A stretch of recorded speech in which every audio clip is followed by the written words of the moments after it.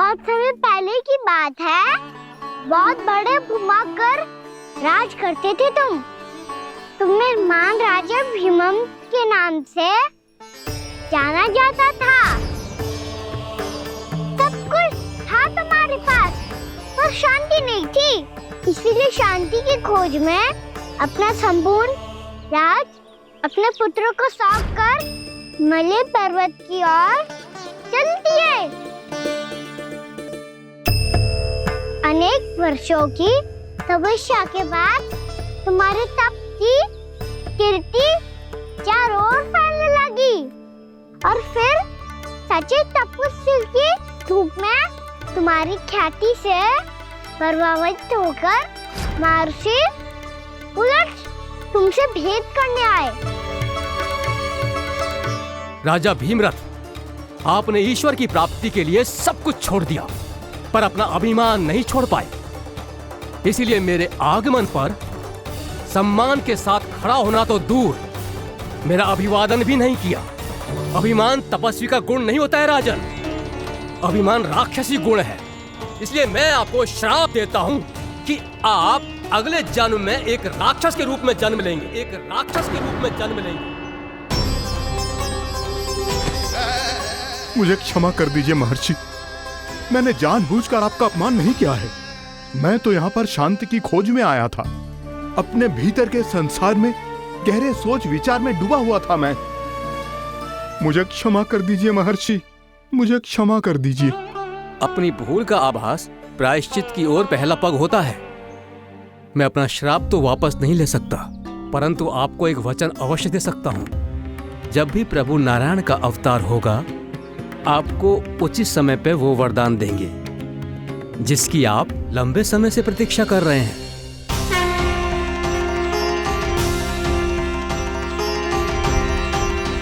प्रभु, आपने मेरी आंखें खोल दी। अब मुझे पता चल गया है कि आप कौन हैं और मैं कौन हूँ। इसलिए आप मुझ पर कृपा करके अपने चरणों में स्थान दे दीजिए।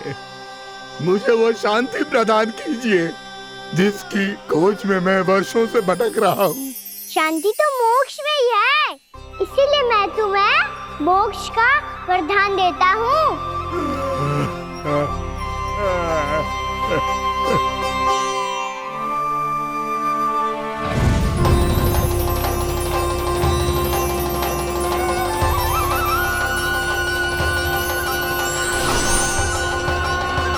प्रभु की ये लीला सदैव स्मरण रखी जाएगी। इस स्थान को इनका आशीर्वाद मिलेगा और इस कंदरा को व्योमासुर की कंदरा के रूप में पहचाना जाएगा। भविष्य में अनेक ऋषि मुनियों की शरण स्थली बनेगी ये कंदरा। दीदी, ये कोई साधारण बालक ना है। ऐसा चमत्कार कोई साधारण बालक थोड़ी ना कर सकते हो। तुम सत्य कह रहे थे बलराम, गाना सच्ची में भगवान ही है। तभी तो सब देवता इसे बसाने और इसकी ओर से युद्ध करने आते हैं। तुम सब ऐसे आंखें फाड़ के क्यों देख रहे हो मुझे?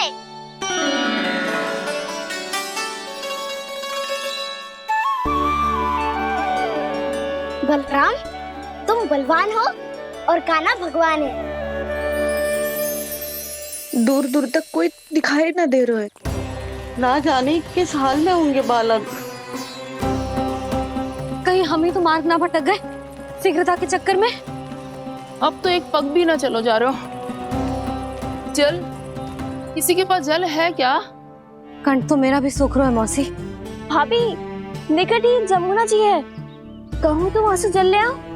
मैं भी जा रही हूँ भाभी, एक से भले दो। हाँ चल, शीघ्रता से आओ। हाँ।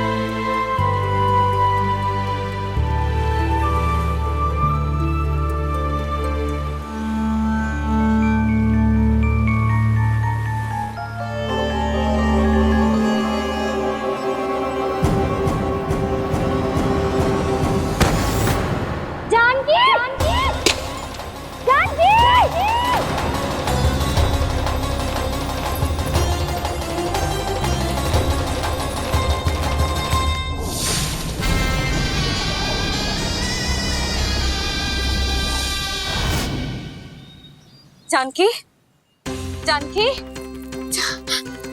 क्या होगा इसे? देखो ना जी, अब छलिया की सूचना मिलते ही हम सब बालकों को ढूंढने चली गई और ढूंढते ढूंढते सबको बहुत प्यास लगी आई जी। तो जानकी जमुना जी की नदी से जल लेने गई और उसने जमुना जी का पानी पिया और उसकी जेदशा हो गई।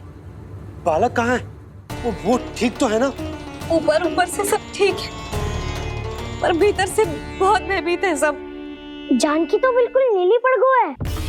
लग तो है विष फैल गया है इसको पूरे तन में। मथुरा के सौ से विदेश जी को बुलाए गए हैं उसके उपचार के लिए। जैसे ही इसने जल को मुंह से लगाया, जे गिर पड़ी। चटपटाने का अवसर भी ना मिलो। हाँ वैद्य जी, और निकटी मृत पशु भी पड़े हुए थे। हाँ, मैंने भी अस्थियां देखी थी। इसका तो यही अर्थ हो सकता है कि समस्या वहाँ के जल में ही हो। वैद्य जी, आप रोगी की नाड़ी पे ध्यान दो ना। जे गोपिया क्या कह रही है उसे सुनने की आवश्यकता ना है। जब तक विष के कारण का पता नहीं चल जाता, हम उपचार कैसे कर सकते हैं रानी जी? जी, वो निकट ही यमुना जी में एक विशेष क्षेत्र है। ये सब उसी के जल की बात कर रही है। तब तो ऐसा भी हो सकता है कि किसी विषैले सर्प के काटने का प्रभाव हो। पर सर्प के काटने का चिन्ह ना है उसके तन पे। सर्प जब काटतो है तब उसके दांत के चिन्ह बन जाते हैं। मुझे पता है, बड़े बड़े सर्प को काटते हुए देखो है मैंने। एक दिन अब बस कर उज्जवल, ये बड़ी बड़ी हाँकने का समय ना है। पर यदि सर्प ने ना काटो है, फिर जानकी की ये दशा किसने की? अवश्य किसी राक्षस ने की होगी। नाना, कोई विषैला पशु भी तो हो सकता है। यह अवश्य किसी माँ विषैले सर्प के विष से हुआ है। सर्प ने भले ना काटा हो, लेकिन यह अवश्य ही किसी महाविषैले सर्प के विष के कारण हुआ है। कालिया नाग। कालिया नाग?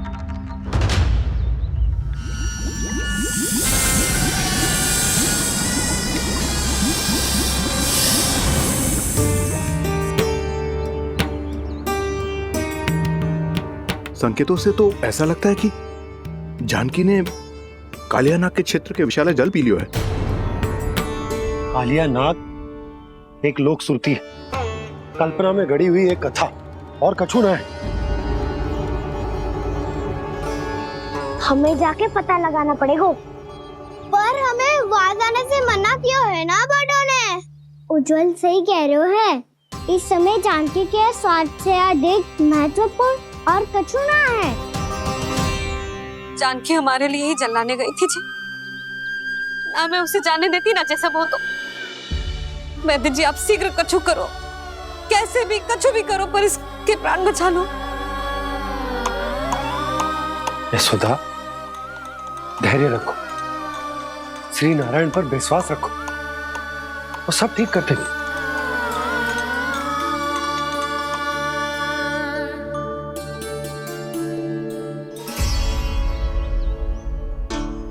विष की काट की मेरे पास जितनी जड़ी बूटी थी, मैंने सब अर्क बना के पिला दी, पर इसकी दशा में अभी तक कोई सुधार नहीं दिख रहा है। यह अंतिम जड़ी बूटी है। अगर इससे भी चमत्कार नहीं हुआ तो फिर जो नारायण की इच्छा।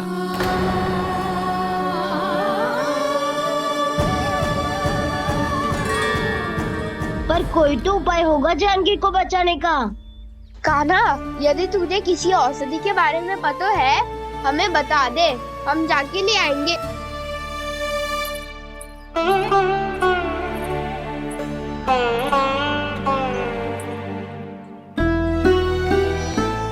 हे नारायण, हे प्रभु, मेरी जानकी के प्राण बचा ले प्रभु। या तो मैं अपने आप को कभी क्षमा न कर पाऊंगी। ये सारी मेरे ही कारण बनाई थी। उसकी रक्षा करो प्रभु, मेरी पुकार सुनो। कान्हा, तूने हमें वत्सासुर से बचाया था ना? और बकासुर से भी तो। और छलिया से भी तो तूने ही बचाया था ना हमें। क्या ऐसा कोई उपाय ना है जानकी को बचाने का? धनवंतरी,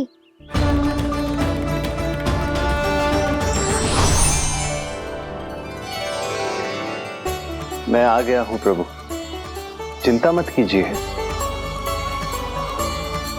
आपके आदेश का पालन अवश्य होगा। यशोदा मैया,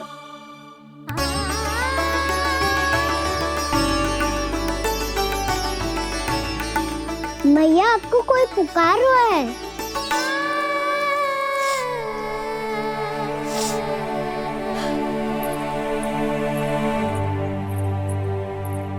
चिंता मत करो मैया, अब धनवंतरी जी आ गए हैं, वो सब संभाल लेंगे। धनवंतरी जी कौन है? जिन्होंने संसार का आयुर्वेद दिया, आरोग्य के देवता, वे श्री नारायण के अवतार।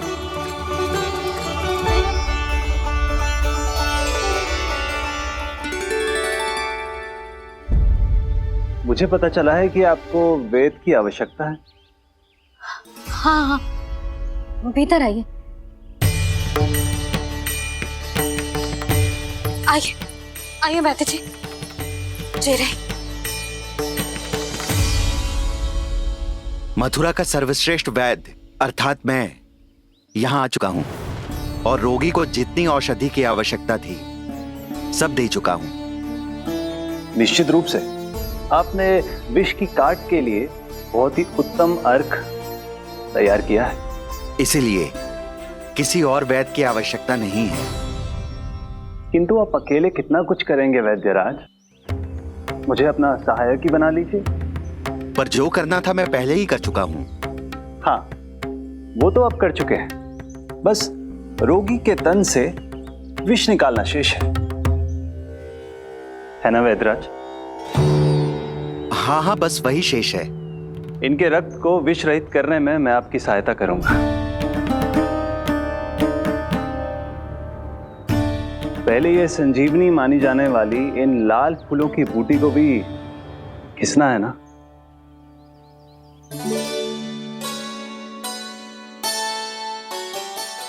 हाँ हाँ, तुम सही कह रहे हो, इसे अच्छे से घिसो।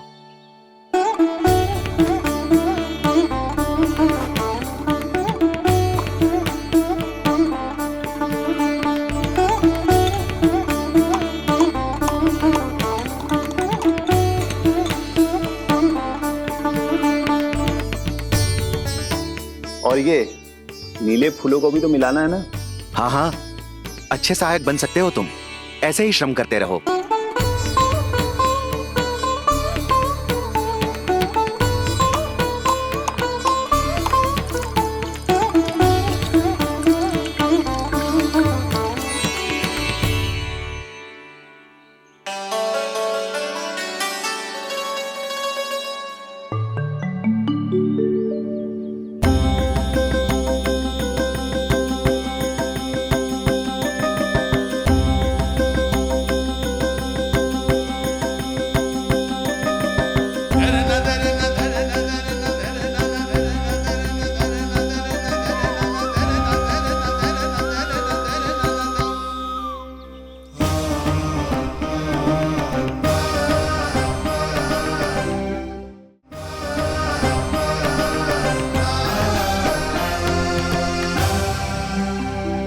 जानकी स्वस्थ हो जाएगी ना धनवंतरी जी?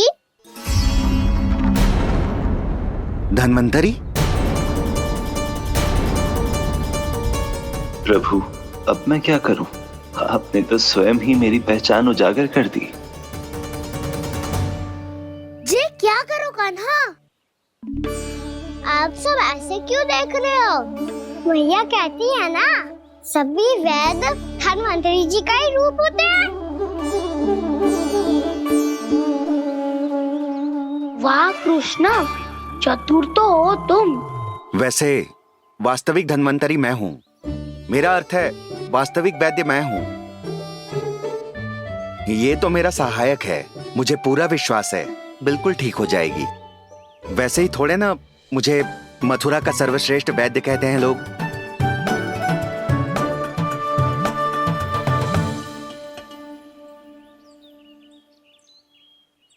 जसोदा भाभी, जशोदा जी, जानकी को चेतना आ गई। जानकी,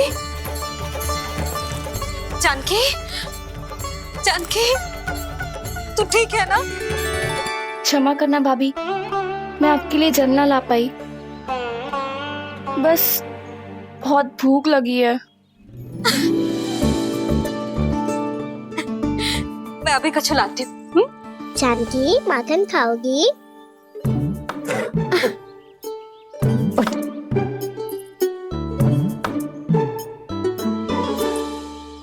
आजा, तू ही खिला दे लल्ला।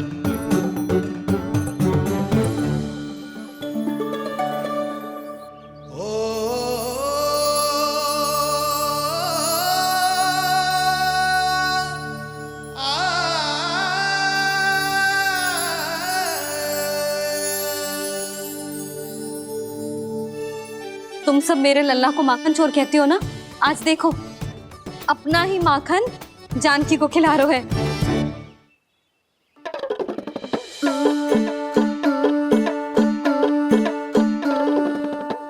थोड़ा और विश्राम कर लो।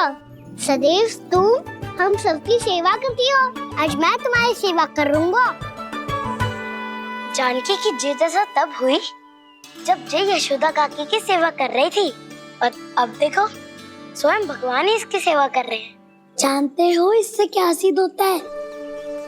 जो भी यशोदा मैया की पूजा करेगा, अर्थात अपने माता पिता की सेवा करेगा, उनके साथ सम्मान से व्यवहार करेगा, ईश्वर स्वयं उसका ध्यान रखेंगे। कभी धन्वंतरी के रूप में तो कभी स्वयं कान्हा के रूप में। भक्त और भगवान का देखो कैसा ये अनुराग, स्वयं करे सेवा प्रभु, अद्भुत गोपी का भाग्य। प्रभु इन सब पृथ्वीवासियों से कितना घुल मिल गए हैं। ना तो ये प्रभु को भगवान मानते हैं और ना ही प्रभु अपने आप को इनसे सर्वश्रेष्ठ समझते हैं। अपने आचरण से ये सिद्ध कर रहे हैं कि ये सभी में हैं और सभी इनका ही अंश है।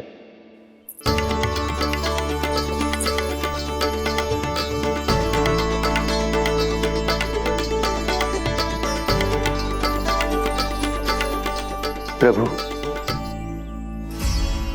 अब मुझे जाने की आज्ञा दीजिए।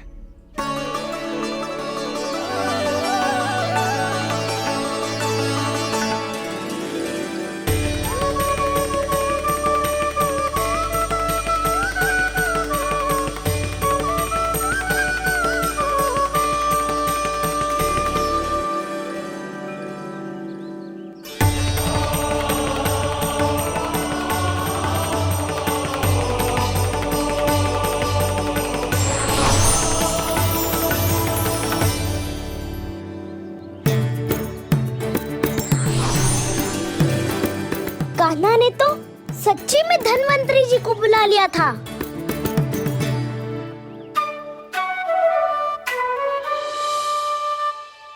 जब से कान्हा का जन्म हुआ है ना, मैं तब से देख रही हूँ, तब से हम पे कोई भी संकट आती है ना, तो अचानक से कोई अपरिचित हमारी सहायता करने आ जाता है, और जाते समय कान्हा की आज्ञा लेके जाते है, और कभी कभी तो इसे प्रभु बोल के जाते है। बाबा संभालो,